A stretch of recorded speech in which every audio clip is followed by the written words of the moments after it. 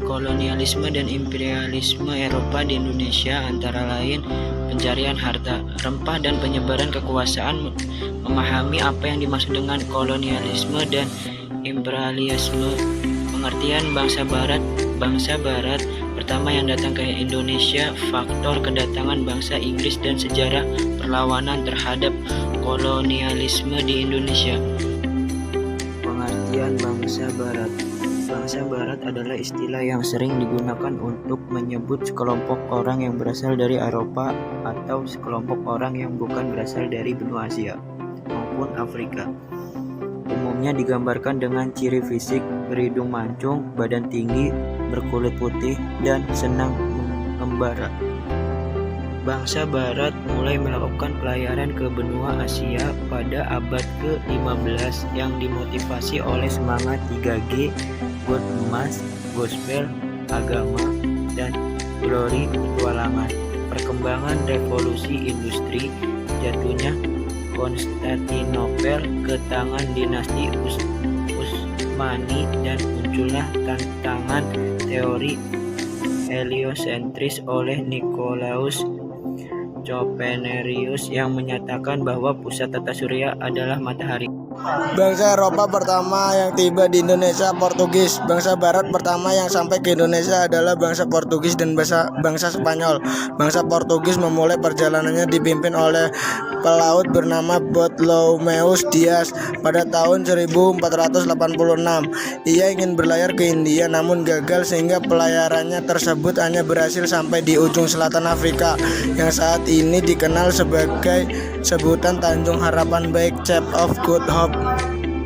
Impian Bartolomeo kemudian dilanjutkan dan diwujudkan oleh Vasco da Gama yang berhasil mencapai Calicut, India pada tahun 1498. Kemudian bangsa Portugis melanjutkan pelayaran ke Malaka pada tahun 1511 dipimpin oleh Alfonso de Albuquerque. Spanyol. Pendorong semangat pelaut Spanyol melakukan pelayaran ke Asia adalah teori heliosentris dipimpin oleh Juan Sebastian di Elcano. Bangsa Spanyol berhasil mencapai Maluku pada tahun 1921. Namun sayangnya saat itu Portugis telah berada lebih di awal di Maluku, sehingga konflik antara Spanyol Portugis yang kemudian dimenangkan oleh bangsa Portugis untuk menghindari persaingan berkelanjutan, maka muncullah perjanjian Tordesillas yang melarang Spanyol melakukan perdagangan di Maluku. Kedatangan Inggris di Indonesia. Perdagangan Inggris di Asia tidak disponsori oleh pemerintah Inggris, melainkan didukung oleh EIC, East Indian Company, persekutuan dagang yang terdiri penguasa Inggris. Walaupun Indonesia pernah dikuasai oleh bangsa Inggris selama 5 tahun 1811 sampai 1816. Tetapi pengaruh Inggris di Indonesia tidak sekuat pengaruh Belanda, sehingga Inggris lebih berfokus pada India, Singapura, Malaysia, Asia Selatan, dan Asia Timur. Uji bukti nyata kejayaan kolonialisme dan keruntuhannya. Perjalanan pertama Belanda di Indonesia terjadi pada tahun 1596. Ketika Cornelis de Houtman bersama armadanya tiba di pelabuhan Banten melalui jalur Selat Malaka. Kemudian untuk menghindari persaingan antara para pengusaha Belanda, maka dibentuklah Verenigde Oost-Indische Persekutuan Perusahaan Dagang Hindia Timur yang disingkat VOC. Ide ini berasal dari seorang parlemen Belanda bernama Johan van Oldenburg Nevel.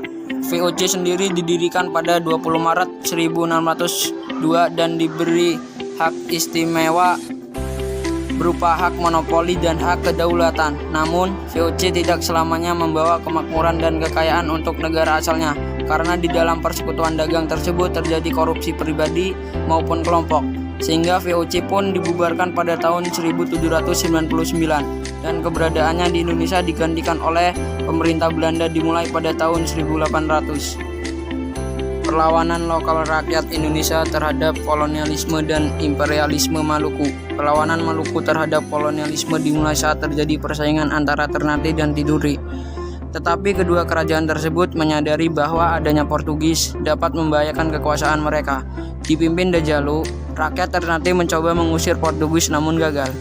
27 Januari 1570, Portugis dan Ternate melakukan perjanjian perdamaian, tetapi perjanjian tersebut diingkari oleh Portugis, membuat Sultan Kahirun terbunuh. Pada tahun 1575, Sultan Babunglo Daud Shah berhasil mengusir Portugis dari Maluku. Portugis pun berpindah ke Timor Leste dan Flores. Goa. Setelah Maluku jatuh ke dalam kekuasaan VOC selanjutnya mengincar kerajaan Goa karena saat itu kerajaan Goa merupakan kerajaan yang memiliki armada kuat dan besar. Untuk mengalahkan kerajaan Goa, VOC memanfaatkan antara kerajaan Goa dan kerajaan Bone. Walaupun Sultan Hasanuddin dari kerajaan Goa pernah melakukan perlawanan terhadap VOC, namun sayangnya perlawanan tersebut berubah kegagalan sehingga kerajaan Goa dan VOC melakukan perjanjian Bonggaya.